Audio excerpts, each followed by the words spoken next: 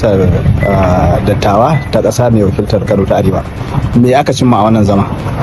To alhamdulillahi abubuwa sun tafi yadda ya kamata kuma an yi nasara, kuma ba a nan an fara zama a nan aka tafi Abuja. Na nemi mai girma gwamna ya bani kwana biyu na zo na tuntuɓi mutane na, kuma na zo na tuntuɓe su sun ba da go ahead, sun ce a ci gaba kuma sun yi sahali. Ni kuma nima na yarda da wannan, rubuta takarda a madadinsu mun kawo mai girma gwamna, kuma mai girma gwamna ya ansa. Saboda haka magana ta ƙare.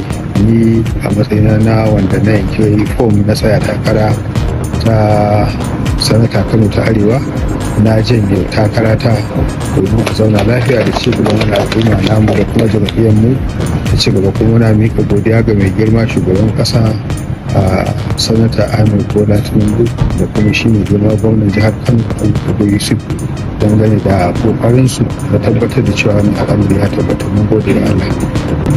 Masha Allah, distinguished Senator Barau Jibrin, mataimakin shugaban majalisar dattawa ta ƙasa, ga abokin takararka ya janye yanzu, me za ka ce? A'udhu billahi min shaitanir rajim, bismillahir rahmanir rahim.